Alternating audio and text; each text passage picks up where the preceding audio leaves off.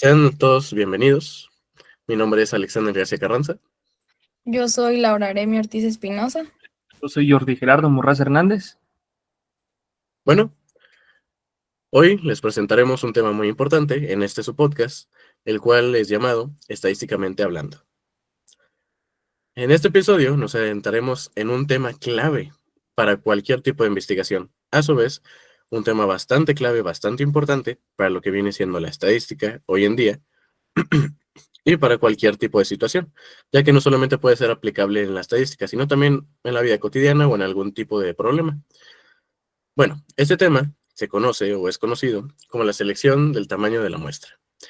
Ahora, para poder adentrarnos o antes de adentrarnos a este tema, tenemos que resolver unas cuantas preguntas, o bueno, se van a resolver a lo largo, más bien tenemos que hacer mención de ellas. Estas siguientes preguntas que voy a mencionar se van a resolver a través de todo este podcast, o vamos a intentar resolverlas y buscarles una solución. Así que, una de las preguntas es cómo podemos saber cuántos datos o qué cantidad de datos es necesaria para poder garantizar que consigamos un resultado confiable. Con esto nos referimos a cuántos datos realmente se necesitan para llegar a un dato final, el cual sea el más acercado a la realidad. Como ya mencioné, todas estas incógnitas las vamos a resolver a través de todo este podcast o vamos a hacer el mayor intento para poder resolverlas. Ahora, otra de las preguntas claves e importantes es qué pasos debemos de seguir, qué métodos, qué herramientas, qué consejos debemos de seguir para poder calcular esto de forma correcta, para poder llegar al resultado más acercado posible. También, a su vez, qué fórmulas podemos usar, en qué situaciones debemos usar determinadas fórmulas y qué métodos debemos de aplicar. A su vez, qué tipo de muestreos debemos aplicar, ya que sí existen diferentes tipos de muestreos, los cuales vamos a mencionar más adelante. Así que, sin más preámbulos, prepárense para desentrañar los secretos detrás de la estadística y transformar la manera en que se abordan los estudios. Pues bueno, empecemos por lo esencial. Comencemos hablando un poco principalmente de conceptos que no podemos dejar pasar en este tema. Así que, Aremi, ¿podrías contarnos un poco acerca de qué es el tamaño de la muestra y por qué es tan crucial en cualquier investigación? Sí, pues primeramente debemos de entender estos conceptos para así saber aplicar las fórmulas. Y pues bueno, el tamaño de la muestra se refiere a la cantidad de sujetos, elementos o datos que debemos de seleccionar para hacer un estudio o una investigación. Esto es esencial, ¿por qué? Porque determina la representatividad y la precisión de los resultados obtenidos, ya que debemos de tener una muestra de tamaño adecuado para que nos permita a los investigadores que puedan generalizar sus hallazgos en una población, así una más amplia confianza y minimizar los errores estadísticos. Pues ahora sabemos que el tamaño de la muestra, ¿por qué es crucial? Pensemos en cómo lo aplicamos incluso sin darnos cuenta. En nuestra vida diaria, alguna vez, pues hemos buscado opiniones sobre películas y te has basado solo en reseñas de grupos pequeños. ¿Crees que este grupo realmente representa a todos los espectadores? Bueno, pues este es un ejemplo de cómo el tamaño y la representatividad de una muestra pueden influir en las decisiones que tomamos. Cuando hablamos de investigaciones, todo se reduce a la precisión y la representatividad de los resultados, pero ¿cómo logramos esto? ¿Nos podías decir, Jordi, por qué es tan importante entender el concepto de selección y tamaño de la muestra en investigaciones, por favor? Claro que sí, Aremi. Pues bueno, entender la selección y el tamaño de la muestra en las investigaciones es bueno y crucial para obtener resultados representativos y fiables. Una muestra bien diseñada refleja las características de las poblaciones, haciendo que los resultados sean muy aplicables a un grupo mayor. Además, también podemos determinar el tamaño adecuado de lo que es la muestra y así nos podría ayudar a reducir el margen de error lo que mejoraría nuestra precisión de los datos y nos contribuiría a una toma de decisiones basadas en evidencias que son sólidas. La selección adecuada también pues nos permite el recurso de optimizar y ahorrar tiempo y dinero al evitar analizar a toda la población sin sacrificar la calidad. Pues bueno, todos los resultados que son en otro punto esencial es que una muestra mal diseñada podría generar sesgos afectando la validez y la credibilidad del estudio. Por último, las herramientas de la estadística dependen directamente de la calidad de la muestra y una selección incorrecta puede complicar el análisis e interpretación de los datos. Tu explicación deja muy claro por qué es tan importante este tema. Ahora, considerando su relevancia, me surge la duda, ¿cómo se determina el tamaño ideal de la muestra para que un estudio sea realmente representativo? Vamos a profundizar eso. También, Aremi, ¿podrías comentarnos sobre qué impacto tiene una mala selección de muestra en los resultados de un estudio? Sí, pues básicamente, si tenemos una mala selección de una muestra, nos puede comprometer seriamente a la validez y la utilidad del estudio, ya que cuando una muestra no es representativa de la población objetivo, los resultados tienden a ser sesgados, lo que nos conduce a conclusiones que no son exactas y que no son fiables. Y esto nos puede afectar a no solo la credibilidad del estudio, sino también a la toma de decisiones eh, que, que pues vamos a tomar a base de los datos. Y bueno, pues esto tiene mucho sentido, ya que una muestra que es mal seleccionada realmente nos puede afectar bastante en todos los aspectos de la investigación, desde los resultados hasta las decisiones finales. Me parece muy interesante cómo mencionaste cómo limita la diversidad y excluye las perspectivas importantes. Creo que este punto es clave, especialmente en estudios donde la representatividad juega un papel crítico. Esto me lleva a otra pregunta que me gustaría que me respondieras, Alex. El, ¿Cuáles son los principales tipos de métodos de muestreo y en qué casos son más apropiados?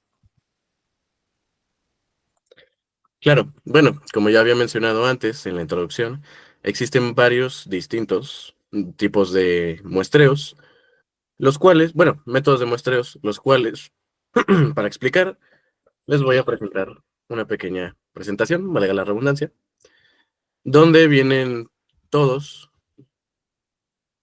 los tipos de métodos de muestreos.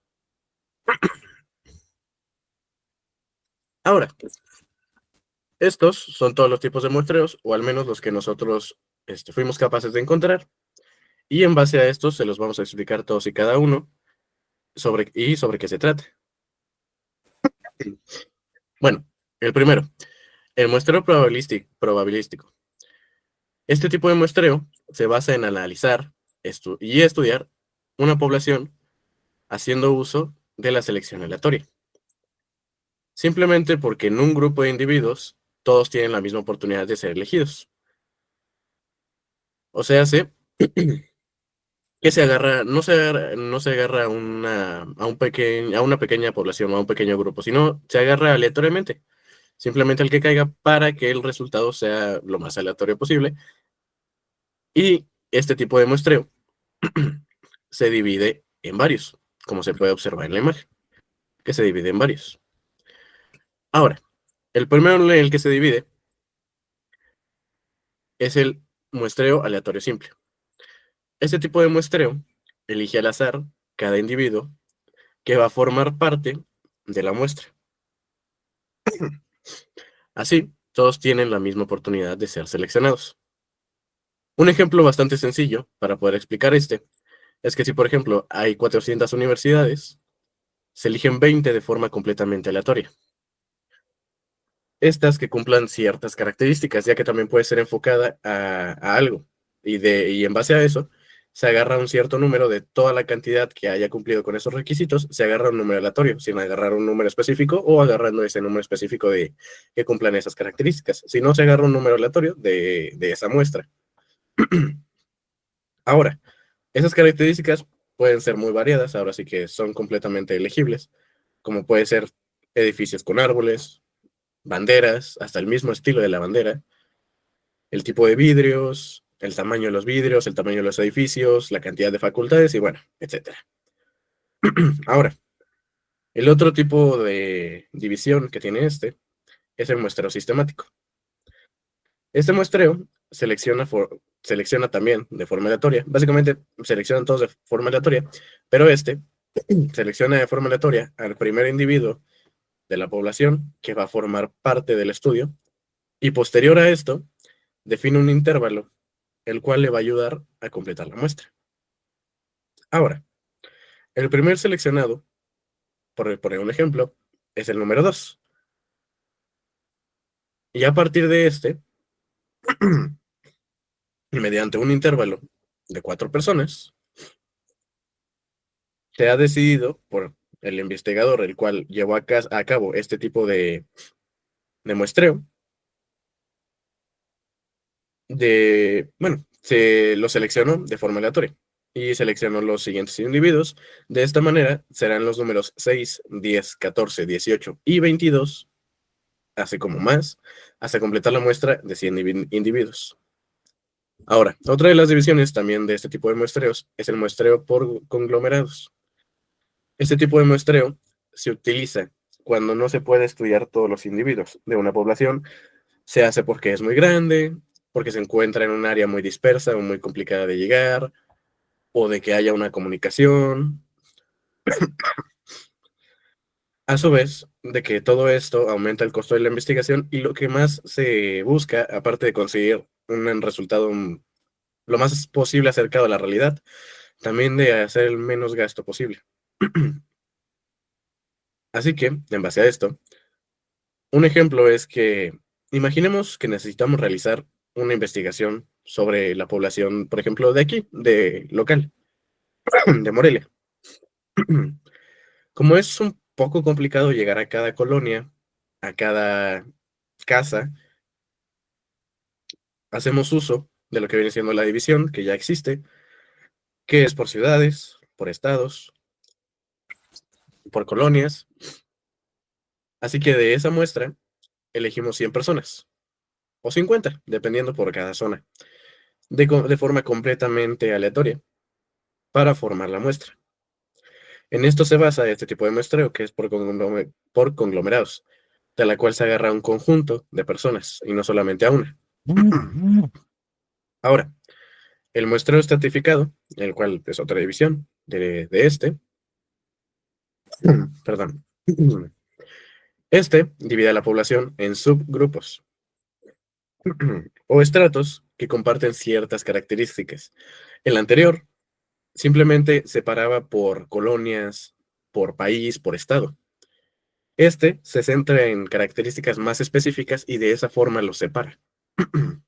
Ahora, luego, haciendo uso del método del muestreo aleatorio simple, se eligen individuos de cada estrato para conformar la muestra. Pero hay que tener en cuenta que de esos individuos que se eligieron, cumplen con esas características. No son individuos completamente aleatorios, sino que cumplen con dichas características con las cuales ya se separó con anterioridad a ese subgrupo. Por ejemplo, una empresa necesita averiguar cuántas personas consumen jugo de naranja en Puerto Rico, por poner un ejemplo. Bueno, la persona encargada de realizar dicho estudio decide hacer uso del muestreo estratificado.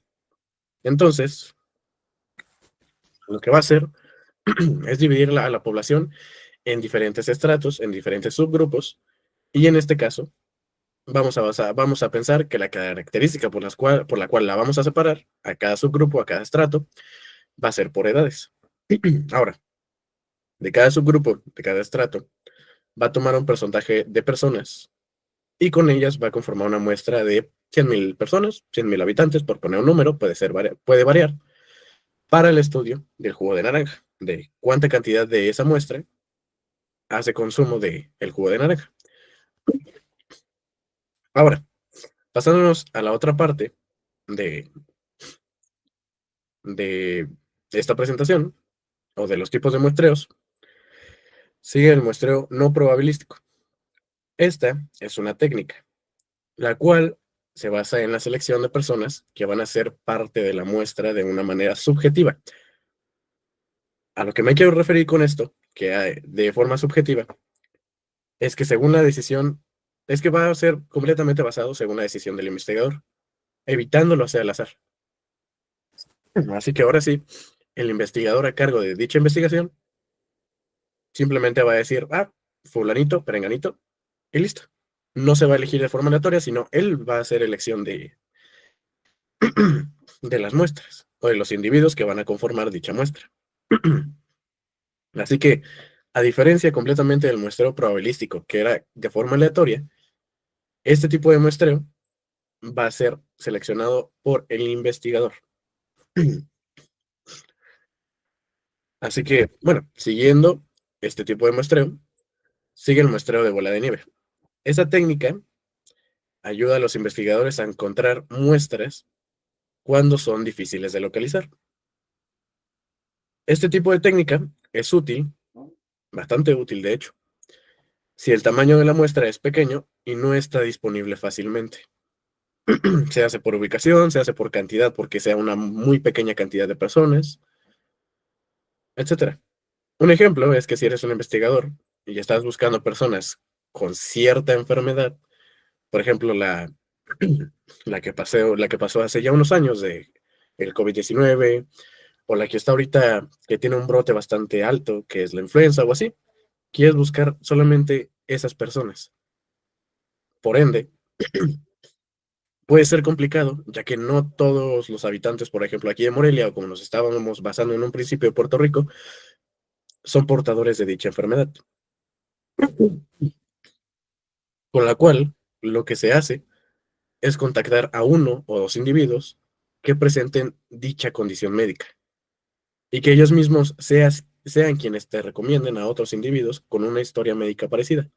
De esa manera, te acercas más a todas aquellas personas que poseen la misma patología,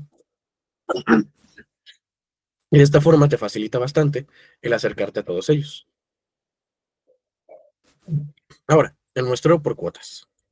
Este método permite dividir a la población en grupos o estratos que comparten características como el sexo, la edad, los estudios y etcétera. Pueden ser diferentes características. Ahora sí que son completamente determinables y a elegir. Y de ellos se selecciona una muestra proporcional y representativa. Un ejemplo es que en una empresa grande, que de las mujeres representan, por ejemplo, el 40% de los empleados y los hombres el 60%. Por ende, el investigador decide que en la muestra se incluirán 400 mujeres y 600 hombres, para tener un total de 1000 individuos o 1000 muestras dentro del estudio. Así, el investigador asegura que la participación de cada género es proporcional a la población que está representada. A estos porcentajes elegidos se les llama o se les conoce como cuotas. De ahí el nombre de muestreo por cuotas. Ahora, el muestreo intencional o por conveniencia, el cual es el último de los tipos de muestreos, es que con este método las muestras se seleccionan basándose únicamente en el conocimiento y la credibilidad del investigador. Dicho de otra forma o dicho en otras palabras, es que los investigadores eligen solamente a aquellas personas que ellos creen que son los adecuados para participar dentro de dicho estudio. Se hace porque cumplen con ciertas características o por X o por Y razón. Pero simplemente que los investigadores deciden que ellos son los más adecuados o los más aptos. Como ya mencioné, también puede ser porque son fáciles de reclutar, fáciles de persuadir para que formen parte de dicha muestra o de dicha investigación, o pues simplemente porque son buenos representantes de dicha población. Y eso sería todo de los tipos de muestra. Déjenme les quito la presentación para que puedan seguir mis compañeros con lo que viene siendo lo demás. Muchas gracias, Alex, por esta explicación tan completa. Los ejemplos realmente nos ayudaron a comprender y entender mejor cada método. Ahora que sabemos cómo elegir el método de muestreo según el contexto, me gustaría saber, Aremi, ¿cómo se calcula el tamaño ideal de la muestra para un estudio? Ok, pues primeramente el cálculo del tamaño ideal de la muestra para un estudio siempre depende de varios factores como el nivel de confianza deseado o el margen de error permitido, la variabilidad de la población y el tamaño total de la población. Para realizar este cálculo, pues se emplean distintas fórmulas estadísticas y algunas herramientas para asegurar que la muestra sea representativa de la población del objetivo que nosotros deseamos.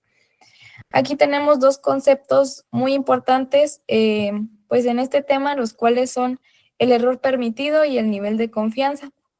Y bueno, pues el error permitido, este se refiere a la cantidad de desviación que se acepta entre los resultados obtenidos en la muestra y los que se esperarían en la población total. Un ejemplo, pues sería que si se establece un margen de error del 5%, significa que los datos de esta muestra se podrían diferir hasta un 5% de los verdaderos valores de esta población. Esta pues es una medida de precisión que permite al investigador equilibrar el tamaño de la muestra con los resultados disponibles. Ahora, el nivel de confianza. Este pues indica la probabilidad de que los resultados de una muestra nos representen pues correctamente a la población dentro del margen del error establecido. Un ejemplo podría ser que tengamos un nivel de confianza del 95%. Esto significaría que si se repite el estudio muchas veces, en el 95% de los casos, los resultados pues van a estar dentro del rango que esperamos y esto se determina como margen de error. El puntaje de Z que se utiliza en las fórmulas está relacionado a este nivel de confianza. Bueno, ahora vamos a mostrar y mencionar lo que viene siendo las fórmulas para los distintos tipos de temas. Mm. Empezando por las fórmulas para el muestreo aleatorio simple. Para esto voy a volver a hacer uso del recurso de la presentación.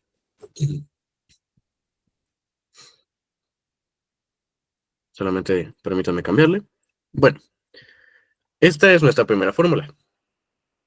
Ahora, bueno, también cabe aclarar que la fórmula que vamos a usar es la fórmula para una muestra aleatoria simple cuando la población es grande. Como ya conocemos, o bueno, tal vez no, pero en estadística, cuando una población es grande, es porque se considera infinita o mayor a 100,000 personas, 100,000 habitantes, 100,000 muestras. Así que la fórmula para el tamaño de una muestra aleatoria simple es la que se muestra en pantalla. Básicamente desglosado es que n, no sé si puedan ver mi cursor, mis compañeros me lo van a confirmar. ¿Pueden observar mi cursor? Sí, se puede ver. Ok.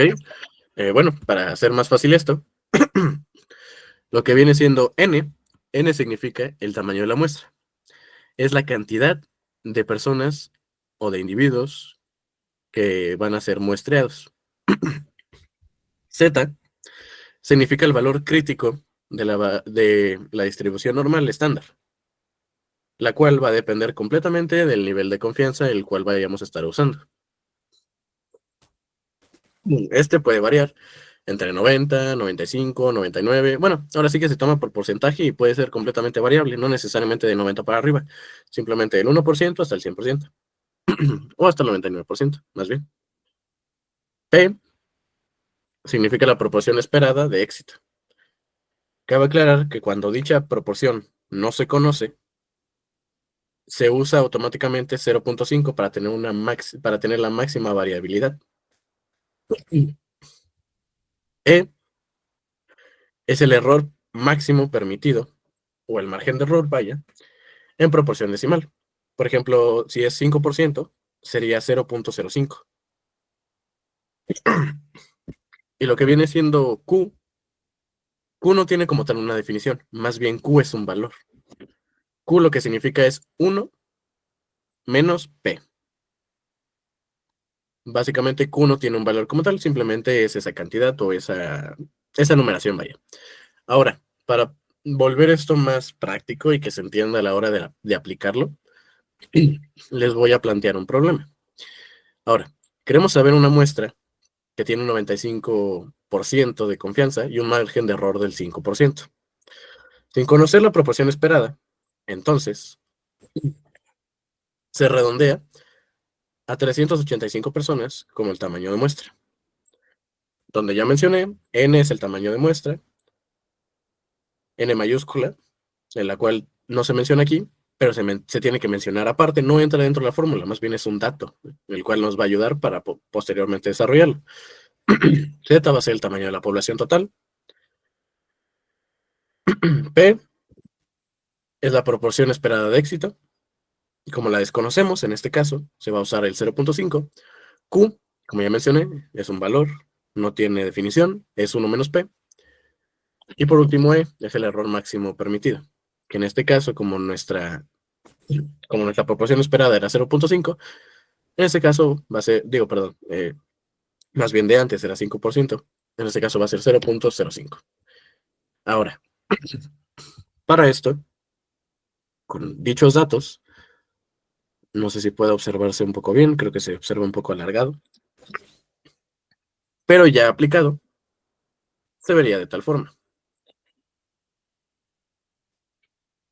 Aquí viene siendo lo que es Z, lo que es P, lo que es Q, y abajo lo que es E, la cual se va a elevar al cuadrado, dándonos al final el resultado de 384.16 personas, la cual, si lo redondeamos, a como ya se mencionó que lo íbamos a redondear, daba el total de 385 personas como tamaño de la muestra.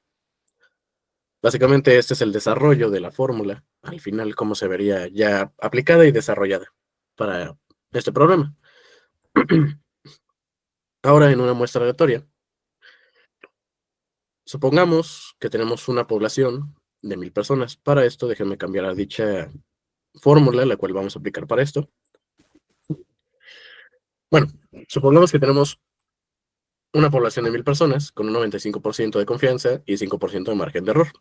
No conocemos la proporción esperada, con lo cual, como ya mencioné, si no se conoce la proporción esperada, se pone o se hace automáticamente uso del valor de 0.5. Ahora, entonces necesitamos una muestra de aproximadamente 278 personas.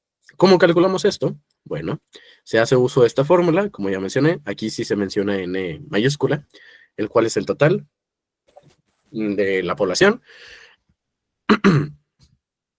y todos los demás aspectos que ya había mencionado. Para esto, así se ve lo que viene siendo el desarrollo de dicho problema, en el cual, déjenme mover esto. Aquí ya se ve lo que viene siendo el problema desarrollado y se ve cómo llegamos al final a la solución de 277.7, el cual al final redondeamos y nos da la cantidad de 278 personas, como ya mencioné. Aquí se ve toda la aplicación de la fórmula, lo que viene siendo n, z, p, q, e al cuadrado, n mayúscula menos 1, z al cuadrado, p y de nuevo q. De esta manera se hace el desarrollo de dicha fórmula y llegamos a lo que viene siendo el resultado. Básicamente es muy sencillo, la fórmula es casi la misma. Ahora sí lo que es lo mismo, solo lo que viene siendo los números, o bueno, más que los números, las letras, las cuales vamos a aplicar. Simplemente la fórmula cambia un poco en la cuestión del ordenamiento. Pero en lo personal considero que es muy sencillo, no es tan complicado de explicar o de adentrarnos a este tema. Ahora, la fórmula para proporciones específicas es esta, donde se encuentra z al cuadrado, que multiplica p, que multiplica a q, lo cual está sobre e al cuadrado.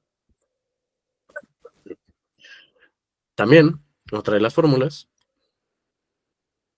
es para poblaciones finitas, con proporciones específicas. De igual manera, aquí se encuentra n mayúscula, z al cuadrado, p, q, lo cual está todo sobre e al cuadrado por n menos 1 más z al cuadrado, p y q.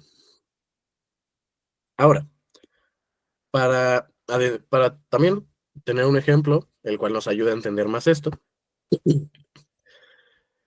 supongamos que tenemos una población de 2.000 individuos, 2.000 personas.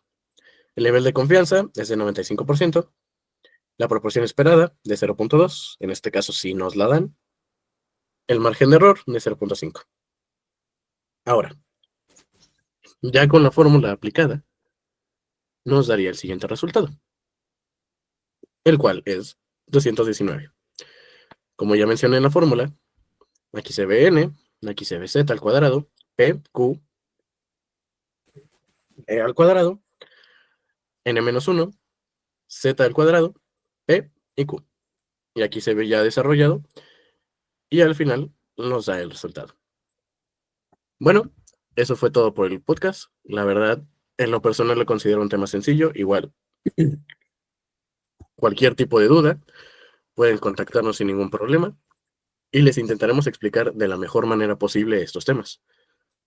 Así que, sin más preámbulos y para no hacer más largo todo esto, esto sería todo por parte de nosotros. Agradecemos por parte de todo nuestro equipo de su servidor, Alexander García Carranza. Jorge Gerardo Morraz Hernández. Y Aremi Ortiz Espinosa. Así que, hasta otra, y no olviden de seguirnos, escuchar todos nuestros demás podcasts, y sobre todo, sí, claro, lo más importante, sigan a Estadísticamente Hablando. Hasta la próxima. Gracias.